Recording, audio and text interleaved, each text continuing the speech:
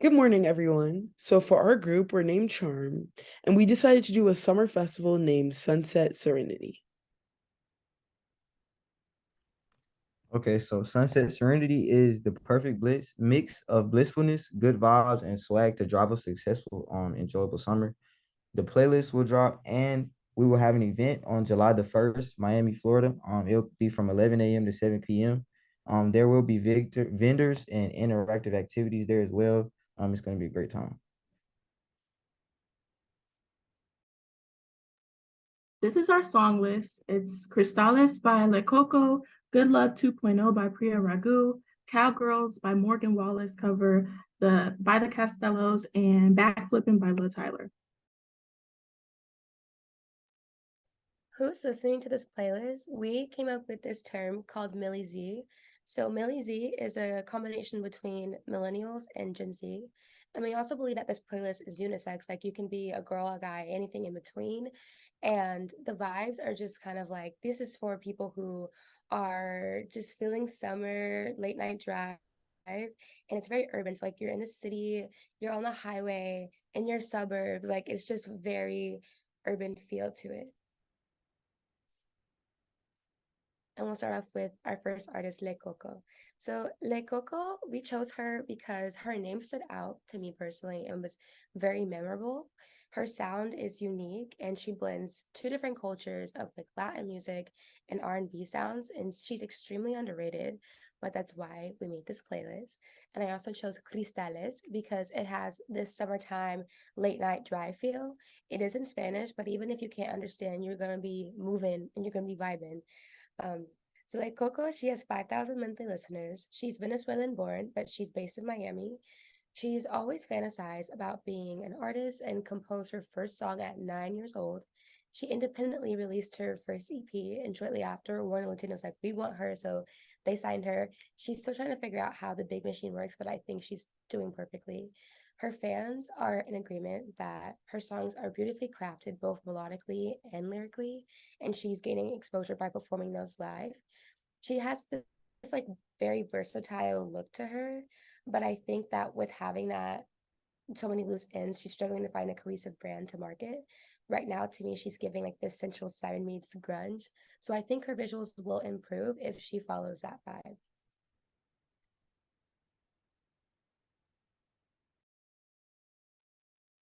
Okay, so Priya Ragu is a Tamale Swiss R&B artist, and she has background and knowledge in neo soul, pop, and R&B music.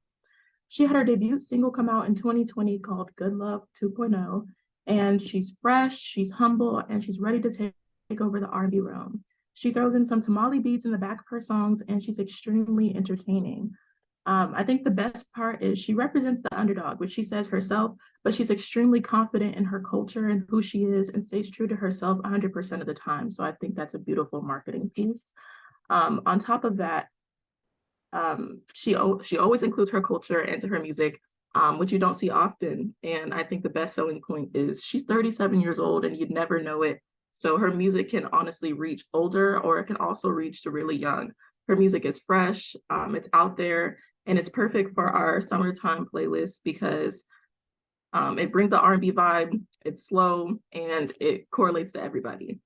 And she has 22.7K subscribers on YouTube and 53.8K on Instagram. She has a following, and her presence is great. I think that she just needs better text marketing. She already has the background. She's Somali. We can market to them through text marketing.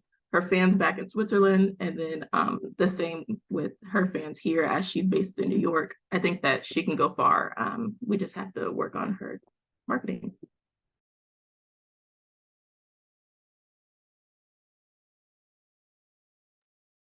Nashville presents the Costellos. The Costellos are taking over the country scene as we know it.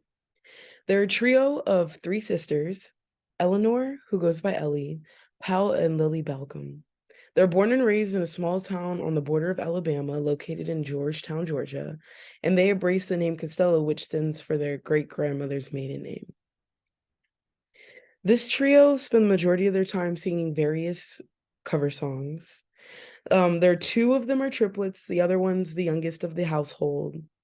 They make covers from Ed Sheeran to Tanya Tucker. Their fans truly love and support their covers. Although they haven't made a debut album or released music on major platforms such as Spotify, Apple Music, SoundCloud, they have made a name for themselves. On YouTube, they have about 7.6 thousand followers, and on Instagram, they have 826,000, as well as TikTok bringing in 294,000 followers with regular listeners on YouTube. So they've already proven to make their own following. So getting fans to engage, obviously, it wouldn't be a problem with them. I've always shied away from the country scene, but I realized that I never really gave country a chance. I also love a female-led music group. Seeing that the Costellos are a sister trio, this really spoke out to me. And this is one of the reasons that I picked this group. Their target demographic is white country listeners, as they are born and raised in a small town in Alabama. But they also grew up on a cattle farm, so they spend most of their time giving purpose for their passion of country. The fans of the Costellos listen to their music virtually, so I know that they would get a kick out of seeing them in person, especially at a music festival. And they would kill for the opportunity just to see them live, period. The debut album to the country world, to the public setting, is very ideal. To have a live forum dedicated to the Costellos themselves, this event will be live streamed, of course, so people who aren't their fans in person could see that anywhere that they are. Also, a great way to market them will be a collaboration with different country artists, but specifically the people that they've done covers for. I know that their fans would be really excited to see an album with the people that they've already been listening to, see them debuted on the album as well and featured. And this would just be a positive way to just make their following a lot larger. And I picked this song because it's bubbly, very summery, and it gives more of the summer festival feel.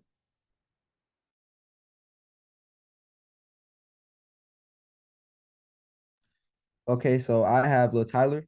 I chose him because obviously he's the biggest artist on this list right now. He has about, I believe, 700,000 followers.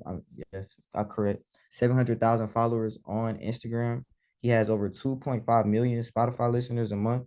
Um, He's 16 years old. He's young in his game. Well, he just turned 17. I'm correct. He got his first hit at 16 with the song Law and Order, and he's been taking off ever since. I'm sure you've seen him everywhere. So I think he has the potential to bring a good fan base and maybe potential for one of those crossover hits like Wait For You by Future. Why are we marketing? We want to increase each artist's social media following by 20%. We want to do that 15 days after the event in Miami. So we want to have all of them increased by 20% by the 15th of July. We want to create a fan artist engagement to build that relationship. We want them to be engaged in everything the artist is doing, not just when they hear the song. We want them on their social media pages, in their comments, things of that sort. We also want a 15% increase in monthly Shopify listeners. Obviously, the KPI would be the streams we want to see. How far we're going to track it from one month to the next and make sure that all the artists are at 15%.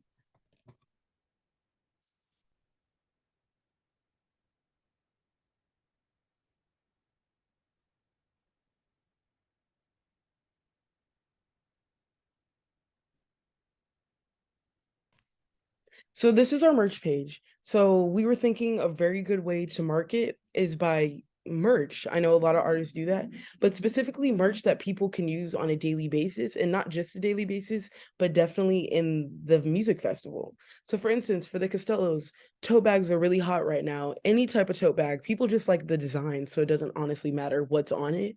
That's a great design for the Costellos. Also, people will be wearing it. Just imagine somebody like, "Ooh, who's the Costellos?" searching it up. That's already PR right there.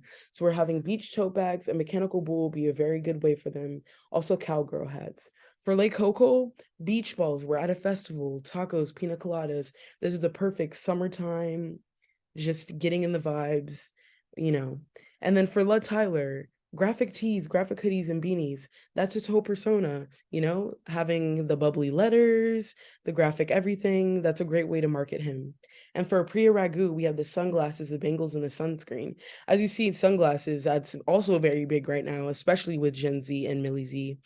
And that will be very big in sales. And yeah, thank you for listening.